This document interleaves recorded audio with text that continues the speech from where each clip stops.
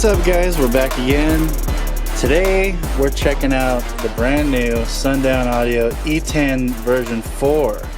Now these are the dual 2 ohm versions.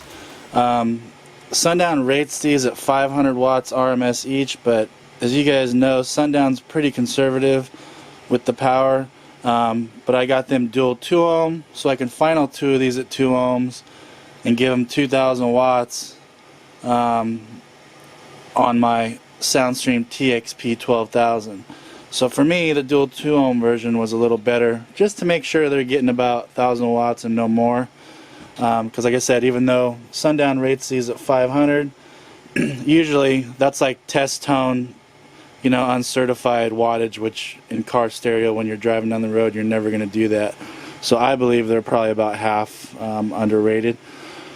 So really nice subs. I chose these because, as you guys know, I like stuff that sounds good and loud, but I like sound quality.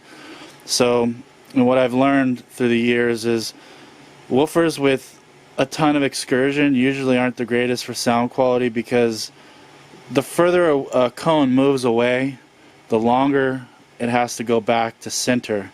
So usually when you want more accurate bass and better sound quality, typically, now this isn't all the time, most of the time, a woofer with just a decent amount of excursion is going to sound cleaner, tighter, and more accurate, because it has less distance to travel back and forth, and it has to recenter itself before like the next beat or before the next kick drum. So that's why I chose this E10, because I believe it should give me kind of good sound quality and, you know, and put out some power and move some air. I believe, I didn't get a spec sheet with this, but I believe this has about 14 millimeters of X-Max. So it's pretty hefty, you know, as with all Sundown stuff. It's got a big magnet. I noticed on these they put like a composite nylon spacer plate that's vented all the way around for the voice coil. So I guess maybe instead of using a new basket, you know, maybe they put a spacer in here to space it out. It's got your standard Sundown terminals. It does have, which is nice, it has the heavy duty wide strip tinsel leads that, there you go, that a lot of, you know, budget subs don't have, so it's nice that they include that on here. The spider looks really thick. It is a stamped basket, but it's decent quality, especially for the power handling of the sub. And on the back we got the EV4. It's got 3 Allens. Looks like it's holding the magnet structure on. You got your rubber bumper.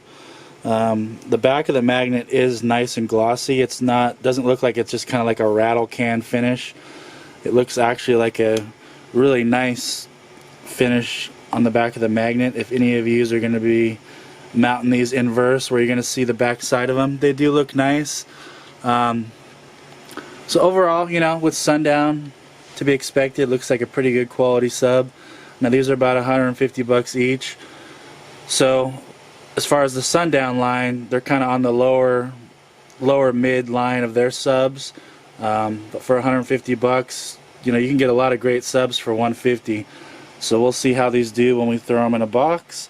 I did test these on the DATs, and the FS is right around 33 Hertz.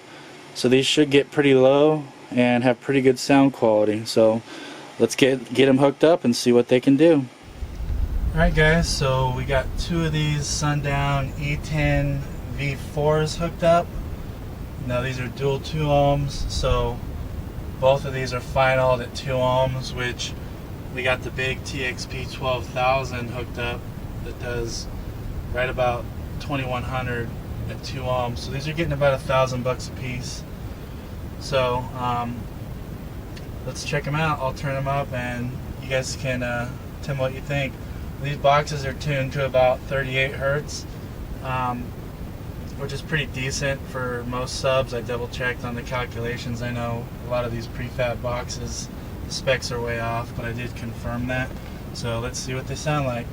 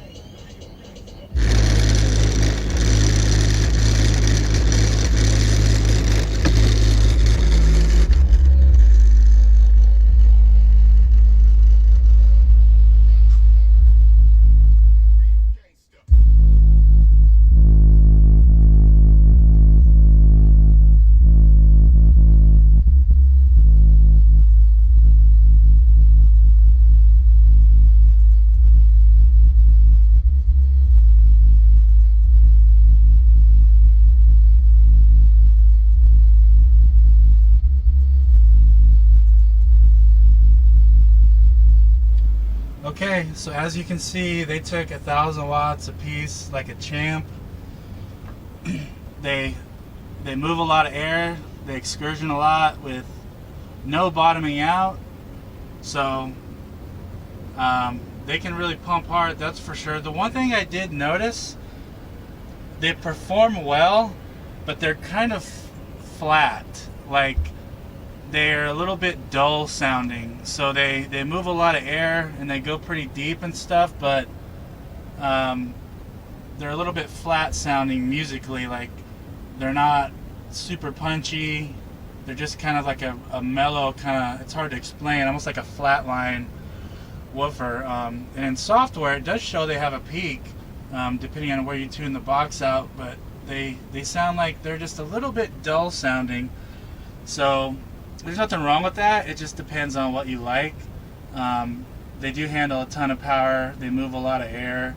The lower frequencies seem like they were lacking a little bit, which is kind of odd because the FS is pretty low on these subs, but and honestly I probably wouldn't tune them lower than 38 hertz boxes because they'd probably even be more flat. I feel like maybe these subs probably should be ported a little higher at like 40, 42 hertz or something to give it a little bit of a peak and to give them a little bit of liveliness. But nevertheless, I mean, they do handle power, they do move a ton of air. The quality is really good, as with all Sundowns. Like I said, they just kind of have a dull sound. Not super slappy, not super deep, but they are pretty tight and accurate. So like if you play, you know, metal or something with some muddy bass or double bass, they are pretty accurate. So they're definitely good subs. But I hope you guys enjoyed the information and the video. I know there's not a lot out there. A lot of the websites are still showing the V3, which are different than these V4s. So hopefully this video will help you guys if you're checking these out and making a decision on them. Alrighty, until next time.